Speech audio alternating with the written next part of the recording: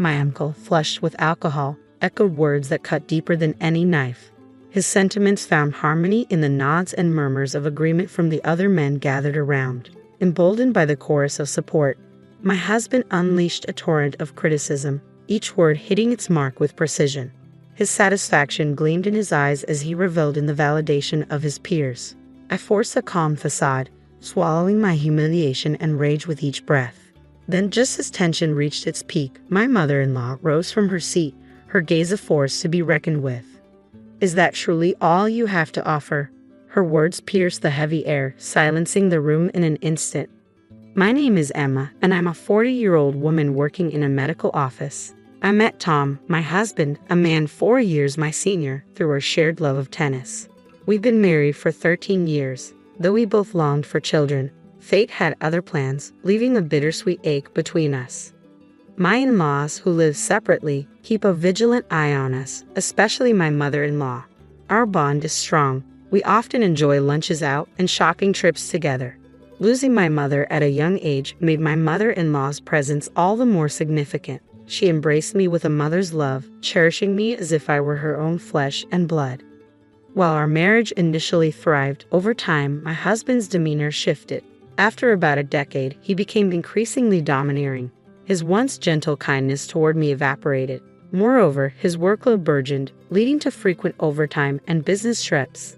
3 years ago, he was reassigned to a different department, exacerbating our disconnect. He now spends half the week away from home. Upon his sporadic returns, his demands are curt and dismissive. "Dinner," he barks, or "Is the bath ready yet?" treating me as if I were merely a servant. Fed up, I once dared to voice my grievances. "You're not a child anymore. You should at least handle your own clothes," I protested. His response was chilling. "What nonsense is this? Your role is to obey me as your husband. Don't complain, you're my wife." For what felt like an eternity, my husband's accusatory finger jabbed the air, his voice rising in a crescendo of abuse. This ritual of verbal assault would replay whenever his mood soared, a relentless cycle I couldn't escape. His incessant nagging and troublesome behavior left me no choice but to acquiesce. Sitting at the dinner table one evening, I faced yet another onslaught of criticism. More vegetables again. Am I supposed to eat like a rabbit now? Get some meat on the table. You know your cholesterol's high. Reluctantly, I resolved to reduce the meat intake. But before I could speak, he rose abruptly, flinging the meal I had prepared onto the floor. "No one knows my body better than me. I'll eat out," I declared, but my words fell on deaf ears as he stormed out, wallet and phone in hand, slamming the door behind him. Every day, I scoured the internet for low-salt, low-meat recipes, desperate to accommodate his high cholesterol flagged in his company's medical checkup. Yet despite my efforts, it all seemed in vain. As I stooped to clean up the mess on the floor, a wave of desolation washed over me. 3 hours later, my husband returned, his tune merry, his senses dulled by alcohol. In resignation, I retrieved his coat from where he carelessly flung it, only to catch a whiff of grilled meat mingled with a perfume unfamiliar to me. Doubts that had lingered in the shadows of my mind surfaced with renewed intensity. I had suspected infidelity in the past, but lacking concrete evidence, I chose to suppress my concerns. Yet the distinct scent of that perfume fueled my suspicions like never before. From then on, whenever my husband's temper flared, he would vanish without explanation, returning home only to rush into the shower. Each time, the telltale fragrance lingered in the air, a haunting reminder that something was amiss. Soon, his careless whistling in the shower would be silenced unless I confronted the truth lurking within his coat.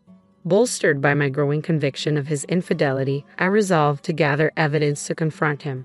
3 weeks later, on New Year's Day, we made our customary visit to my in-laws' home, where relatives congregated for the annual celebration. The table was adorned with a feast prepared lovingly by my mother-in-law, a colorful array tempting the senses. Amid greetings exchanged and well wishes shared, my husband's discontent simmered just beneath the surface. "Don't hold back, Emma. Dig in," my mother-in-law encouraged, to which I gratefully replied. Yet my husband's gaze bored into me with disapproval as I savored the meal, appreciating the effort put forth by his mother. "Where are the chopsticks?" His voice pierced the air, breaking the harmony of the gathering. Hastily, I fetched them from the kitchen, presented them to him, only to be met with another demand. "And the cups?" he queried, his irritation palpable. Shouldn't she anticipate these things without being asked? You need to be more attentive to your surroundings, he chided, his words like barbs aimed at my every move. Despite the presence of our extended family, my husband's verbal assaults persisted. I'm not a mind reader. You have to communicate with me, he insisted, his tone cutting through the festive atmosphere. Suppressing my frustration, I handed him a glass, which he accepted with a charming smile as he sipped the sake poured by our relatives. Would you care for a drink, Emma? My uncle kindly offered, but my husband interjected, she's on chauffeur duty today, dismissing the gesture. Meanwhile, my mother-in-law and the other women toiled away in the kitchen, preparing lunch and attending to the needs of the men. Donning an apron I brought from home, I joined the flurry of activity, working tirelessly alongside them, while my father-in-law and the other men reveled in their merriment, consuming one bottle of sake after another. The sounds of their boisterous laughter filled the air. Expressing her sympathy for our busyness, my mother-in-law interrupted our tasks to offer us a respite, serving steaming cups of tea. As we sat together, engaging in light conversation, my husband's voice echoed from the living room, a reminder of the tension simmering just beyond our temporary sanctuary. Let's spice things up with some honesty, shall we?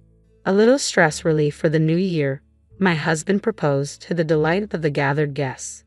The loser of a round of rock, paper, scissors gets to spill the beans, he declared, his words slurred from alcohol.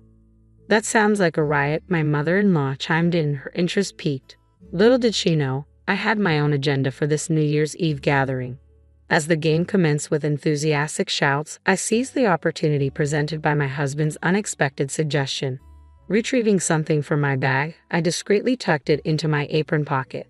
Amidst the raucous game, the losers vented their frustrations about work and bosses, met with sympathetic nods and murmurs of agreement. It's all too true, the chorus of listeners echoed. Finally, it was my husband's turn to air his grievances, having lost the game of rock, paper, scissors. Anticipation and anxiety knotted in my stomach as I awaited his revelations.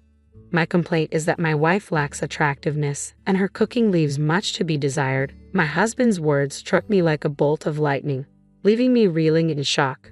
My father-in-law, clearly uncomfortable, hastily cleared his throat. But when you two tied the knot, you couldn't stop praising her beauty and culinary skills, he interjected, attempting to diffuse the tension. That was ages ago, Dad. Nowadays, she serves up bland dishes filled with nothing but leaves like rabbit food. My uncle's demeanor darkened at the revelation. It's unacceptable.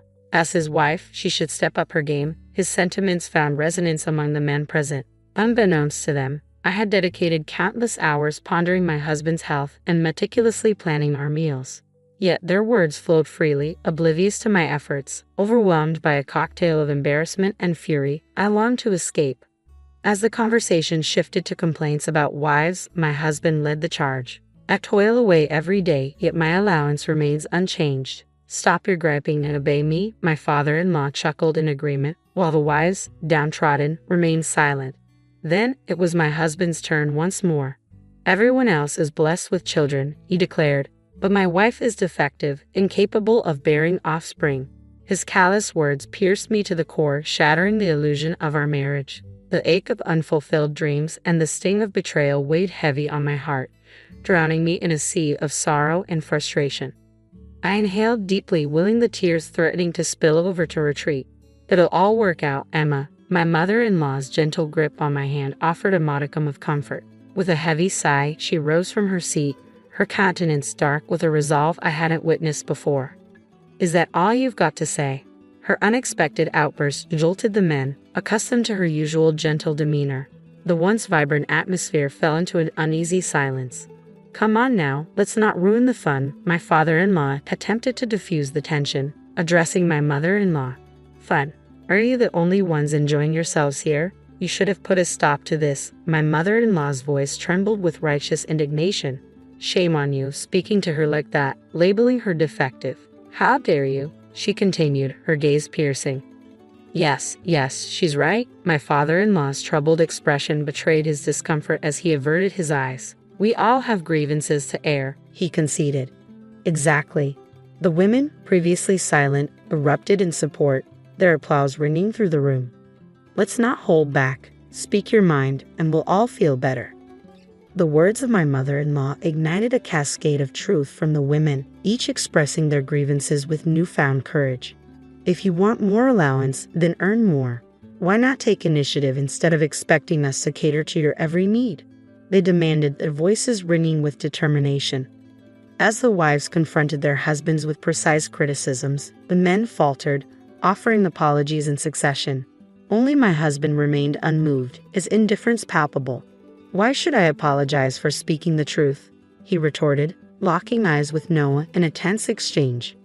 "I refuse to apologize, and I'll say it again. She's unattractive, a terrible cook, and incapable of bearing children." My husband's accusatory finger pointed squarely at me, each word a dagger to my heart. The dam of sorrow and frustration I had meticulously held in check finally burst, giving way to a tidal wave of rage. "You have no right to speak to me like that," I confronted my husband with a measured tone, my hand discreetly gripping the cell phone hidden in my apron pocket. "It's unfair that you're the only one allowed to vent. I have grievances too, you know, and you wouldn't object, would you? You've aired your complaints about me plenty of times. I'd welcome appreciation, but not baseless accusations." With a deliberate motion, I withdrew an envelope from my pocket, scattering its contents across the table where our relatives sat. The photographs revealed damning evidence: my husband entering a hotel room with another woman, then exiting her apartment, hand in hand. Bolstered by my suspicions, I had discreetly installed a GPS tracker in his car, providing irrefutable proof of his infidelity. Originally intended for a private discussion with my mother-in-law, the situation demanded immediate action. Guests filled the room as the truth unfolded, disrupting the once jovial atmosphere. Frantically, my husband attempted to gather the incriminating photos. "Isn't it normal for husbands to stray?" He appealed to the men for validation, but his plea fell on deaf ears. No one in the room offered agreement, leaving him isolated in his deceit. As my uncle, once a supporter of my husband, denounced infidelity with a resounding "No, that's unforgivable," the other men nodded in solemn agreement. Yet my husband remained defiant. "You lot couldn't even dare to stray from your wives," he taunted, his laughter hollow and bitter. My uncle, spurred into action by my husband's audacity, rose from his seat. "Who truly bears the shame here?" he challenged, echoed by murmurs of concurrence from the men, their gazes piercing through my husband's facade. Despite his attempts to maintain a facade of strength and righteousness, my husband's demeanor reeked of desperation, leaving me repulsed by his arrogance. With resolve, I confronted him once more, armed with further evidence. "A week ago, I received a call from Maruka-san, your newfound love," I revealed, each word laden with the weight of betrayal. "She claimed you've been seeing each other for 3 years now." My husband's feeble attempts at denial only served to betray his guilt. "She even mentioned your subordinate, and the fact that she's 7 months pregnant," I continued, unmasking the deceit woven into his web of lies. "She pleaded for a divorce, stating that you refused to acknowledge the child." Fearing my reaction, his protests dissolved into stammered excuses as I extracted my phone from my apron pocket, placing it on speaker for all to hear. "Maruka-san, did you hear what I just said?" I asked, my voice trembling with a mixture of anger and sorrow. Through stifled sobs, her response came quietly but unmistakably. "Yes," she confirmed, her words carrying the weight of truth, shattering the illusion my husband had meticulously constructed. In fact, the day before New Year's, I had reached out to the girl, informing her of my intentions to call her the next day. Seeking insight into my husband's true intentions, she had agreed, and thus, I made the call just before confronting him. Overhearing the conversation, she was overcome with tears and fury. "He told me to wait until our divorce is finalized," she lamented, her voice trembling with betrayal. "I never uttered such words. Surely, as my wife, you understand, don't you? Why would I say such a thing? You're the one who betrayed me," my husband countered, his gaze falling to the ground in shame. "I'll never forgive you," she declared before abruptly ending the call, her trust in my husband shattered. Presenting the divorce papers I had prepared, I demanded his signature, only to be met with a storm of fury. "Absolutely not. I can't simply sign this on a whim. How dare you, sis? Besides, after all this, you'll owe me 2 million yen in alimony." "No, I refuse to divorce you. I simply don't have that kind of money," he protested, his demeanor devolving into childish petulance as he stamped his feet in protest. Witnessing my husband's unprecedented display of immaturity, I merely chuckled, but remained resolute in my demand for divorce and alimony. Tom, you're not a child. It's shameful. My mother-in-law's frustration with his pitiful behavior was evident as she scolded him with an exasperated expression. You can't just refuse divorce and alimony. Face reality with dignity. I pressed on, my tone unwavering. It's not that simple, Mom. Dad, you understand how I feel, right? My husband appealed, seeking validation. Absolutely not. I can't condone your actions. My father-in-law's response was firm, leaving my husband with little recourse. Reluctantly, he signed the divorce papers and agreed to the alimony, his tears held back only by sheer willpower. Believing this gathering to be the opportune moment to expose my husband's infidelity, I pushed him further. Oh, by the way, I've terminated our lease at the end of the month. One home should suffice for you, shouldn't it? My words were met with applause from the women and deep sighs from the men, and my husband left my in-laws' house, seemingly fleeing from the attention of everyone present. The next day, they filed for divorce at the city office and relocated to a rental apartment I had already arranged. Additionally, I sought 1.5 million yen in alimony from my ex-husband's unfaithful partner. It would have been a harsh blow for the girl, having quit her job upon learning of her pregnancy. But forgiveness was out of the question. After losing his apartment, my ex-husband sought refuge with the girl. Promptly, he acknowledged paternity upon divorce. However, she eventually severed ties, demanding 1.5 million yen per month in child support. Moreover, my ex-husband resigned from his job following the scandal's exposure, making it untenable for him to continue with the company. Left abandoned by his parents and unable to secure a new job, my ex-husband resorted to sleeping in internet cafes and juggling part-time gigs to meet his alimony obligations. Susan, my former mother-in-law, confided in me about his deteriorating health, citing elevated cholesterol levels and the toll his self-indulgent lifestyle had taken since our divorce. Interestingly, Susan and I forged an unexpected friendship post-divorce, growing closer than ever before. Now I find solace in the tranquility of my life, relishing the peace that comes with solitude. My in-laws left my mute and bedridden sister-in-law with me and went on vacation to Hawaii. Before they left, my husband Jack told me it's my job to take care of her and not to slack off. As soon as Jack and his family left, my sister-in-law, who can't speak, sat up and said we should get going too. My name's Lisa. I'm 29 years old. When I was a teenager, I dreamed of becoming a pop star. But as I got older, I realized it was just a passing dream. And before I knew it, I was in my late 20s. I met Jack through a friend and started dating him because my mom, with whom I live, kept asking when she would see her grandchild. Jack once dreamed of being in the entertainment industry too, but now he works at a big company in downtown Manhattan. After college, I worked at a bank until I got married and quit. One day, Jack and I visited his parents' house. Jack's younger sister, Lucy, got sick with a fever when she was little. Her mom thought it was just a cold, but when the fever didn't go away, they took her to the doctor. Turns out she had encephalitis from the flu, which left her with brain damage and bedridden. The fever also damaged the part of her brain that controls speech, so she can't talk. Mostly, it was my mother-in-law who took care of Lucy.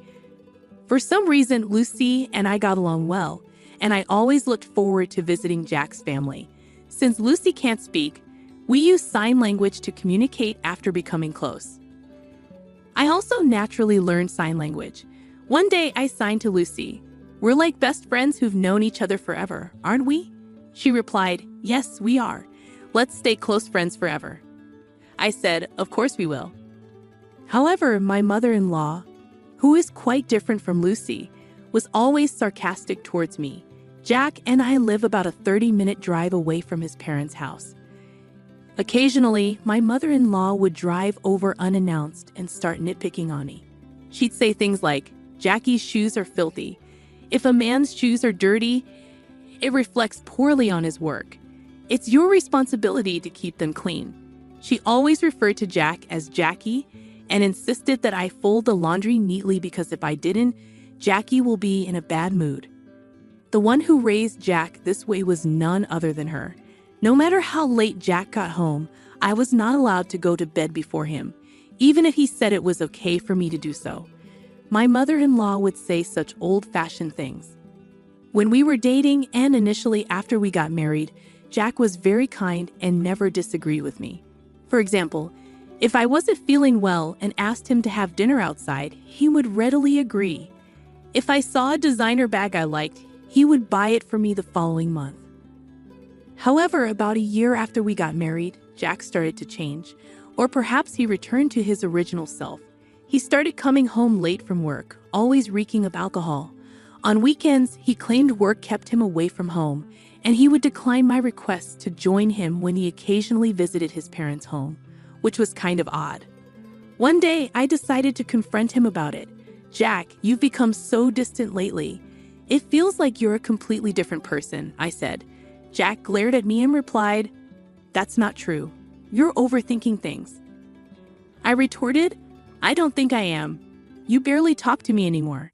He told me to stop bringing it up and walked away to take a shower, ending the conversation. One day, Jack surprised me by saying, "This Sunday, I'm going home. What are you going to do?" Jack surprised me with this question, as he had always refused my company on such visits before. "Wait, I can come with you this time," I asked. He replied, "That's why I'm asking." "Well, of course I'll come then. I like to see Lucy too," I added. Jack frowned a bit and said, "You and Lucy seem to get along really well, huh?" "Yes, we do. It feels like we've been best friends forever," I responded, noticing Jack's slight grimace at my words.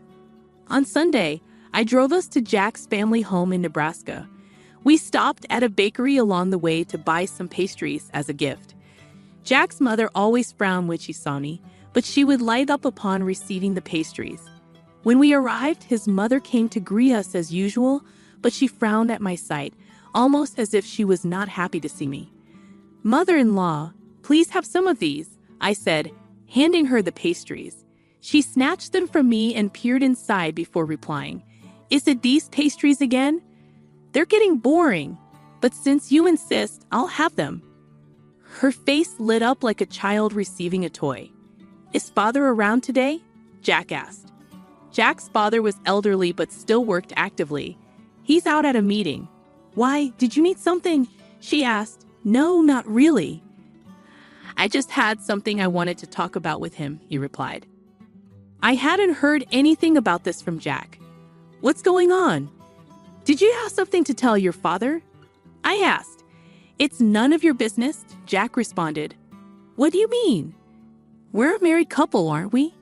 Can you just stop nagging?" Jack retorted, to which his mother added, "Exactly. If Jack doesn't want to tell you something, you shouldn't be prying." I decided not to respond, knowing that arguing with her would be fruitless. Just then, Jack's sister appeared. "Oh, Jack, you're here," she said. "Sis, perfect timing. I have something to discuss," Jack started. "What is it?" she asked. "I can take a long vacation next month. I was thinking about a family trip to Hawaii."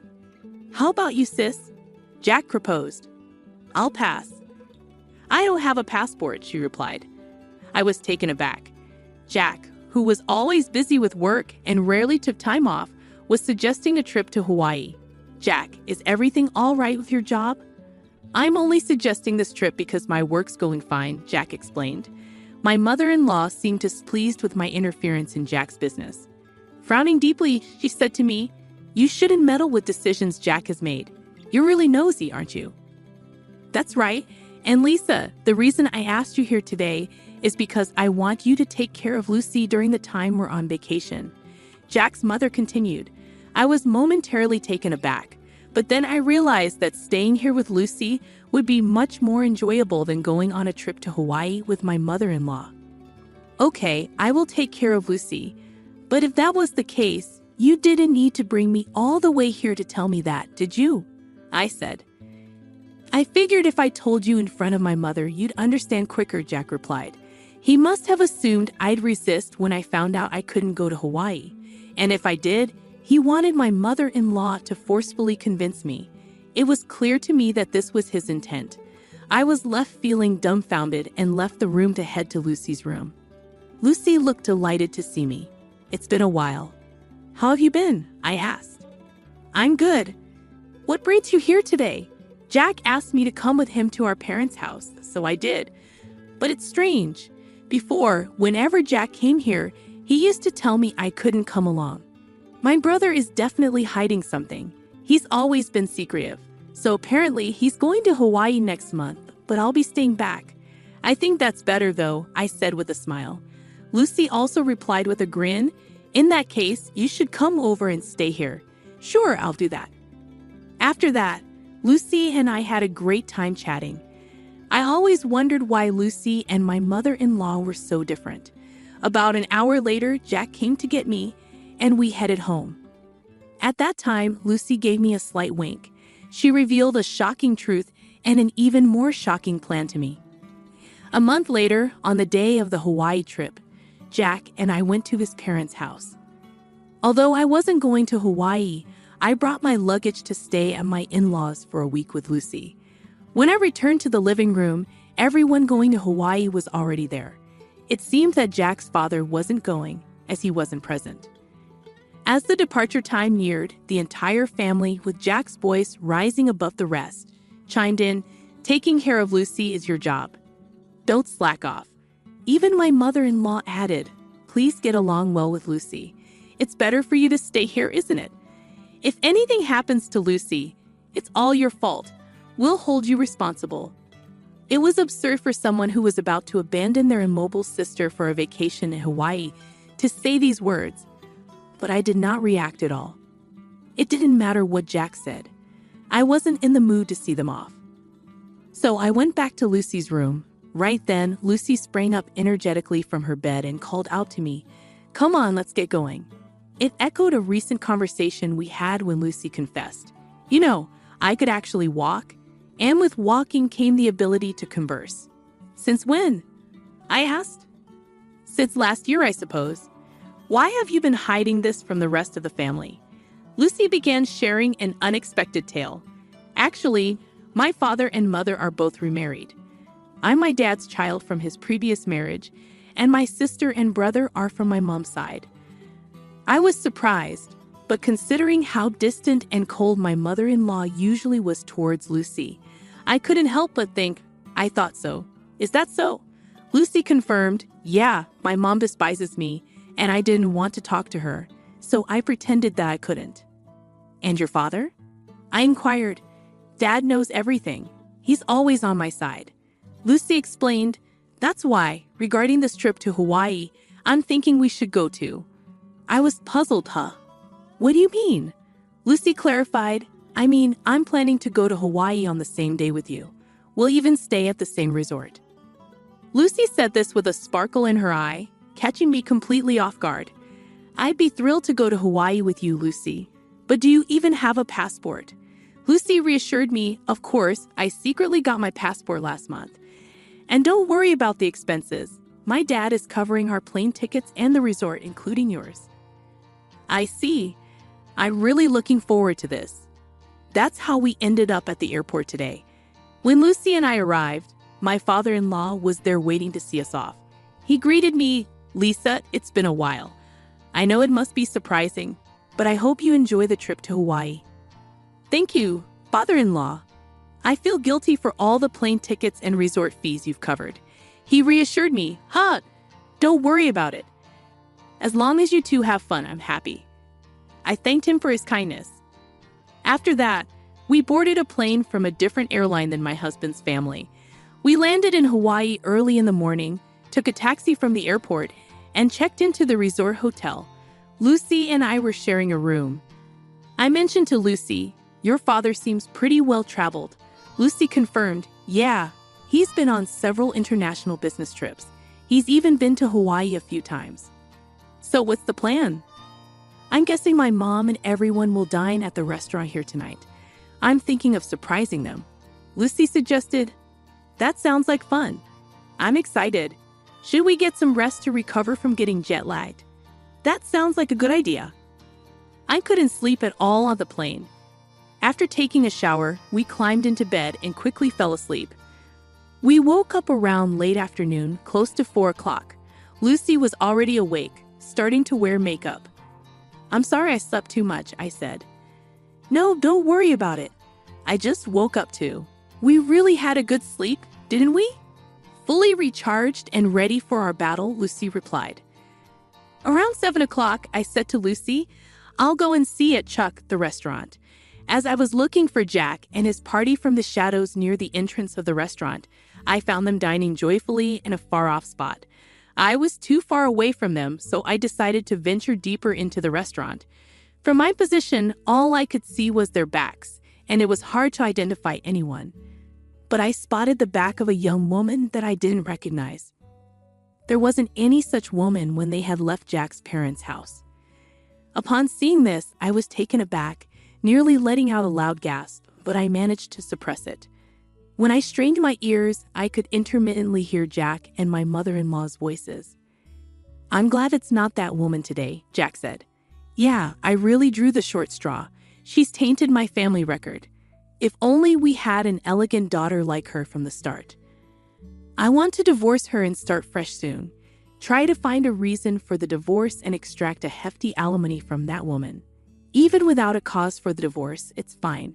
I can fabricate as many as I want. She's so bad that I want to throw her in the trash. I want to see my grandchild from you and her soon, my mother-in-law said to the woman with a smile that she had never shown me before. I was driven by the urge to step forward and confront the woman, but I held it in. I returned to my room and told Lucy that it took a while. I'm sorry. I saw something shocking. Jack brought a woman that I've never seen before, I explained. What? Lucy was surprised. I was about to scream. Jack and my mother-in-law were continuously bad-mouthing me, and Jack even said he would find a reason for divorce. That's terrible.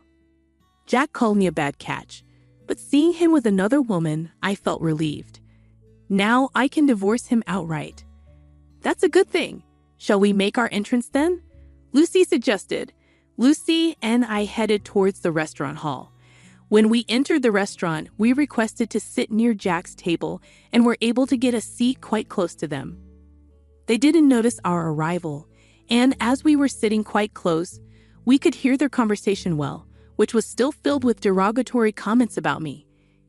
I was amazed and ended up giving a bitter smile at how they could badmouth me indefinitely. Seeing my face, Lucy gave a nod with a smile, which was a cue for us to begin our counterattack. I stood up from my seat, stepped forward towards Jack, and shouted, "Are you all having a good time?" I'll never forget the look on Jack and my mother-in-law's faces at that moment. Their mouths agape, eyes wide open, they froze for a few seconds. After a few seconds, my mother-in-law finally spoke. "Why are you here? And how did Lucy get here without a wheelchair?" At her words, Lucy stood up, gave my mother-in-law a smile, and said, "I don't need a wheelchair. Thanks to you, my body and speech have returned to normal. I must have caused you quite a bit of trouble for a long time." "When did you regain your ability to speak?" my mother-in-law asked. "I wonder when that was. Maybe last year," Lucy replied calmly. "Then why did you hide it until now?" my mother-in-law questioned. "Because it was better if you guys continued to believe that I couldn't speak. You and Jack were speaking ill of me earlier, weren't you?" Lucy's revelation made my mother-in-law's face turn pale in an instant. "What do you mean?" she asked. "Yeah, we weren't saying anything bad about you, Lisa," Jack retorted. "That won't work. I recorded everything on my phone. Do you want me to play it back right now?" I countered. My mother-in-law fell silent, but Jack stood up, barking, "Lisa, you've been causing me trouble all this time, and now you're making these outrageous claims." Jack's accusations only fueled my resolve. Once I return back home, I'll immediately contact my lawyer to initiate our divorce procedure. You can't deny the fact that you're on a vacation abroad with another woman. Plus, you described getting with me as drawing a blank lottery ticket, so I expect you to demonstrate sincerity by paying a hefty compensation for that comment, I declared. At my words, my mother-in-law seemed to acknowledge her defeat, and her attitude abruptly changed. "Lisa, dear, I really like you. Please try to get along with Jack." "This woman is not involved with Jack," she pleaded. "I'm sorry, but I can't do that. Since I am a blank lottery ticket, I cannot live with Jack. Please enjoy your time with this woman. Oh, and I might also seek compensation from her. Isn't that exciting?" I smirked. The woman in question turned pale and began to tremble upon hearing my words. Unfazed by the public gaze, Jack fell to his knees and pleaded, "Lisa, I beg you, don't make this a big deal. My company has strict rules about this." But I remained firm. "I will never forgive you. You are married, and yet here you are on an overseas trip with another woman," I said firmly. Upon hearing my words, my mother-in-law also fell to her knees next to Jack, pleading, "Please forgive my son," tears streaming down her face. By this time, all the other customers were watching us, and the restaurant manager started walking towards our table. Seeing this, I got up and said, "Well, Lucy and I will head back to our room. You all enjoy your Hawaiian vacation. I guess things will get a bit difficult when you get back home." Jack cried out, shouting at the top of his lungs, "Please forgive me. I can't afford to pay any compensation." At his loud outburst, the restaurant manager frowned, instructed something to a nearby staff member, and then briskly told Jack something. It was a polite way of telling him that he was disturbing the other guests and needed to leave. However, Jack was taken aback, not understanding the manager's words. Soon, 2 buffed-up security guards arrived and hauled Jack away. Jack was sobbing and struggling, but he was no match for the 2 bulky men. My mother-in-law and the woman were dumbfounded, unable to utter a word, while Lucy and I were also surprised by the turned events. I thought Jack got what he deserved. A week later, Lucy and I returned home. Jack was quickly released and seemed to have returned to his room. However, I later heard that he had been in a state of shock since returning to his room and had kept to himself until the end of the trip. The day after I returned home, I went to the law firm where my old college friend worked to request a divorce proceeding. Unfortunately, my friend was not present, but a female lawyer was assigned to me. She was very easy to talk to, and I was able to explain everything that had happened. After listening to my story, she assured me that a divorce was possible, that I could claim alimony, and that she would investigate the woman who was with Jack in Hawaii before determining whether I could claim alimony from her as well. A month later, the female lawyer contacted me and informed me that it had been proved that Jack had been dating the other woman for about 6 months. Hence, she said it was possible for me to demand alimony from this woman too. I requested the female lawyer, "Please squeeze as much alimony as you can from Jack and his woman." She smiled and nodded. 2 months later, I was officially divorced, and into my bank account was deposited the alimony from the 2. I mumbled as I saw the amount, and that's karma for calling me a blank lottery ticket. 3 months later, Jack and my mother-in-law suddenly visited my place. Despite it being only 3 months, they had lost a lot of weight and looked completely haggard. I asked them, "What do you want?" "I don't want to see your faces." Jack replied in a thin voice, "I'm sorry. Could you lend me some money? I've lost my job." And the woman ran away. "I don't even have money for food." My mother-in-law also spoke in a whisper, "I've divorced my husband too. I don't have money. Please, I beg you." My mother-in-law was in tears. I responded, "Too bad.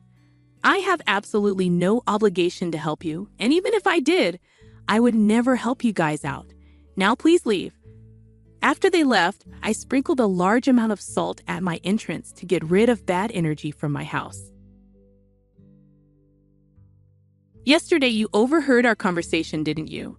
My eldest son and his wife are returning home for the birth of their child. Consequently, I need you to clear your belongings out to the yard. Excuse me, but you can't have kids anyway, and you don't contribute to my son's work.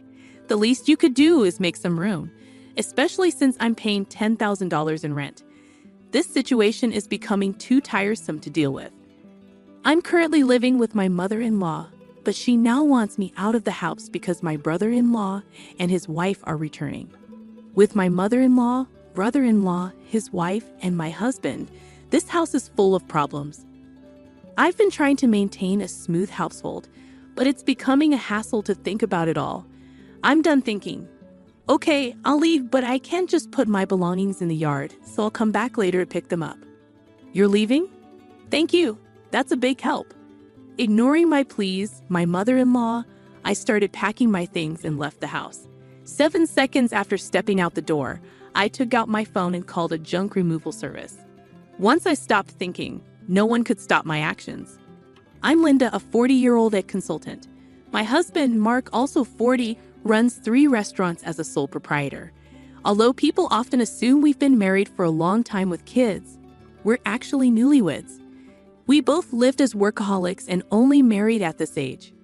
I had given up on marriage just before turning 40, but a random visit to a bar after work changed my mind. "Is this your first time here?" Mark asked with a smile as I sat at the end of the bar. I had been curious about the place for a while, and this time I decided to go in as a reward to myself for working hard. Mark assured me that many women come alone, and I felt comfortable as a loner at the counter. I became a regular, always sitting at the end of the bar, and it became normal for Mark to chat with me while I ate. I'm always busy with work, and I can't talk much. How about we go out for dinner sometime? Excited about the chance to dine with a restaurateur, I eagerly agreed. Our conversation slowly drew me to Mark's dedication to his work, and he grew fond of me seeing that I was a hardworking person. We started dating, and 2 years later, as we both turned 40, we decided to get married. Feeling shy about being a bride at 40, I asked my husband to skip the wedding ceremony, and we just took some photos of us dressed up. After getting married, I moved from my apartment to my husband's 3-story house with a garden and parking in a high-end area where the rent is around $1,000. Living with my 70-year-old mother-in-law seemed necessary, given the circumstances. I immediately agreed, but after moving in with my mother-in-law, I regretted accepting so quickly. When I settled into my husband's house, I realized it was too big for just the 2 of us. In addition to our bedroom, I had a lavish office room for myself, and there were many spare rooms. Curious, I asked my husband a simple question: why do we need such a big house just for you and your mother? My husband explained that he has a brother 3 years older than him who left home after college, and they've lost touch. He hasn't been home for a few years, and my husband anticipates that one day he might return, which prompted them to rent a bigger house. I expressed my opinion that it might be a little too big. "Well, I got married and you came, so I guess it all worked out," my husband said with a smile as he unpacked my books and arranged them on the shelf. He shared stories about his brother Daniel, who seemed to be hopping from job to job. Despite his brother's situation, my husband didn't harbor negative feelings towards him. "Don't talk about that kid. What if he really comes back?" My mother-in-law appeared at the doorway of what would be my office, seemingly checking on us. It was clear she didn't have a good opinion of him, unlike my husband. I worried that conflicts might arise between my husband and mother-in-law regarding his brother someday. "I'm not too fond of you either, Mom." "Come on, we're going to live together now, so stop saying things like that," I said. My mother-in-law walked away, and my husband apologized, assuring me he would talk to her. I told him it's okay. I had a similar talk when we met for the wedding. "I'll build a relationship with your mother as we live together," I assured him, taking a book from his paused hands and placing it on the shelf. It seemed she didn't like my age. Being 40 makes it challenging to have children, and my mother-in-law probably wished Mark had married someone younger. Once the move was complete and our married life officially began, my mother-in-law's coldness towards me became evident. While there was no harassment or physical violence, she ignored or avoided me as much as possible. It felt a bit lonely, but I decided to consider it okay for now and hope to build a relationship with her over time. More pressing was my concern for Mark. "Are you okay with your work?" I asked him. "No, it's pretty bad. I need to take action soon, but it's tough to arrange the finances," Mark replied, sitting at the dining table with his head in his hands. I abandoned the dishes and settled in front of him, eager to listen. "These are tough times," Mark began, his voice heavy with concern. "Prices are soaring, expenses climbing, and customers are tightening their wallets. There's no end in sight. If this keeps up, I might have to close another one of our stores." About a year into our marriage, the situation at Mark's restaurants worsened. One of the 3 stores had already closed, and it seemed another might follow suit. Seeing Mark's troubled face weighed heavily on me, but my mother-in-law appeared unfazed by these challenges. "You're Mark's wife, but you don't help out at the store. You just do your own job. Can you really say you're fulfilling your role as a wife?" My mother-in-law's voice cut through the air from the living room, having overheard our conversation. I wondered what she was thinking, but she had her own perspective. Mark has been running his own restaurant for nearly 10 years, overcoming various challenges. I believe he'll pull through this time too. You, his wife, shouldn't be making that face.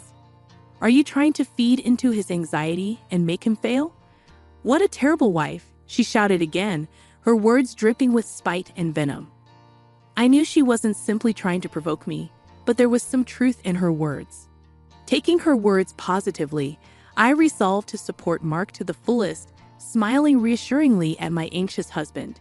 A year later, just as she said, Mark managed to turn the situation around and avoided closing a second store. "See, I told you," I said to my mother-in-law. "A stupid wife who can't even trust her husband. Don't drag Mark down," she replied, lashing out at me without reservation. Though our relationship seemed strained, since Mark's business was doing well, I considered it a break-even situation. However, things took a turn for the worse. Mark, having stabilized the business and with some extra money, seemed to get carried away, and rumors of his affair surfaced. I couldn't fathom what he was thinking. Surely there were better ways to spend the money. It's peculiar how bad situations tend to pile up.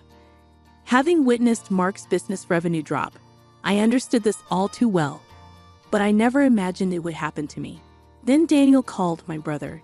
Yes, Daniel, a freelancer, and his pregnant girlfriend, who worked at the same bar as Mark. They asked if they could move into our house and if they could work at Mark's restaurant. As I pondered how to address Mark about the affair from the dining room, my mother-in-law entered the living room and engaged him in conversation. They discussed Daniel, whom I had never met, and I felt completely sidelined as they continued their discussion. It was a peculiar scene. My mother-in-law, who used to resent Daniel for not fulfilling his role as the eldest son, was now urging Mark to welcome him. The reason was straightforward: the prospect of a grandchild. She had previously given up hope of seeing one, but now perceived an opportunity and had a change of heart. She even planned to offer them a home and jobs. Mark, who had always been supportive of Daniel, had rented this large house for such an occasion. However, circumstances had shifted, and I found myself caught in the middle. It struck me as odd to have Daniel and his family move in. I glanced at Mark from the dining area, and he returned my gaze with a troubled expression. Come on, it's a good thing. Daniel is in trouble, and you, Mark, have the means to help him, my mother-in-law said, pressing him. Mark seemed unable to refuse his mother's request, and I couldn't help but feel disappointed. I had hoped he would stand up to her, but it seemed like wishful thinking. He kept glancing at me, likely concerned about my reaction. With the deteriorating relationship with my mother-in-law, Mark's affair, and now the prospect of living with Daniel and his family, the problems were mounting. Overwhelmed and unsure where to begin, I decided to abandon my thoughts for the day and simply go to sleep. The next day, a holiday and likely due to extreme mental fatigue, I slept in until late morning. Mark was at work, leaving just my mother-in-law and me at home. As I reluctantly made my way to the living room, I dreaded what she might say about my late awakening. You sure slept in. Must be nice to have such leisure, she remarked, surpassing my expectations. She then informed me about Daniel and his wife's impending visit for maternity leave. So move your stuff out to the yard. Excuse me? I questioned, still groggy from sleep. She clarified that I should vacate to make room for Daniel and his family, citing my inability to have children and lack of contribution to Mark's work. I was taken aback. It seemed she was indeed asking me to leave the house. Realizing that my presence was now deemed unnecessary, I decided it was too much trouble to fret over Mark, my mother-in-law, Daniel's family, and our future. Understood, I'll leave, I declared. I can't put all my belongings in the yard, so I'll come back later to pick them up. Ignoring my words, my mother-in-law expressed gratitude and I began packing my things, leaving the house 7 seconds after stepping out the door. I grabbed my phone and dialed a junk removal service, my decision firm and resolute after putting an end to my overthinking. No one could sway me now. Let them all come to regret this choice later. Departing from the house, I opted to stay at a hotel temporarily. Although I had arranged for the removal service, they required some time to prepare. This aligned perfectly with my desire for some time alone. 2 weeks after leaving, I secured an apartment and began living independently. Since then, I hadn't heard from Mark, who probably believed I'd eventually return. The idea of Mark taking the current situation lightly infuriated me. However, today marked the day after his restaurant's day off, and I anticipated a call from Mark when he visited the restaurant for lunch prep. "What's going on here? The restaurant is completely empty," Mark exclaimed over the phone, confirming my expectations. Just as I thought, I chuckled and replied, "Mark, I could explain over the phone, but it would be more efficient if your mom was there too. I'm heading to the house now. Can you come back? You could open the restaurant anyway, right?" Unable to contain my laughter, I hung up, amused by Mark's reaction. He must be quite shocked. Still chuckling, I began preparing to leave. Upon arriving at the house, my mother-in-law immediately started yelling at me. Mark had apparently explained part of the situation. An unfamiliar couple, Daniel and his wife, were in the living room, looking confused and anxious, not fully grasping the situation amid my mother-in-law's extreme anger. "Why would you do such a thing? The restaurant can't operate now," she continued to scold. I countered, stating that it was my restaurant, and there shouldn't be a problem with me starting the closing process or having the items I bought disposed of by a junk removal service. "Huh, your restaurant? What are you talking about? Why don't you explain, Mark? You haven't told your mom, have you?" I challenged. Mark hesitated but confessed, admitting that I had paid for the expenses to turn around his struggling second restaurant branch. Hearing this, my mother-in-law looked perplexed, trying hard to understand but lacking the full information. Mark continued, uncomfortable and holding back, so I decided to step in and clarify. Before turning 40, I was single and working in ad consulting, with no wedding ceremony or new house purchase after marriage. I had saved up a significant amount of money.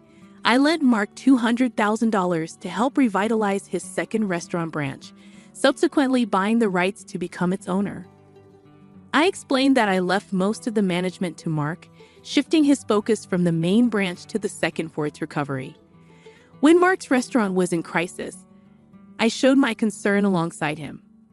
It was during a moment when my mother-in-law criticized me for not showing enough trust in my husband that I decided to support Mark to the fullest.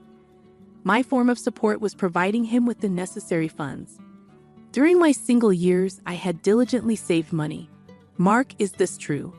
My mother-in-law asked incredulously. "Yes, it's true," Mark admitted. She seemed surprisingly okay with it, even if I failed and squandered the $200,000 she had given me.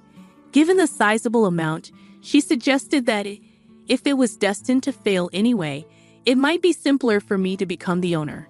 The plan was to repay the borrowed $200,000 from the restaurant's earnings, but it was more straightforward for me to become the owner, with the restaurant's income going directly to me.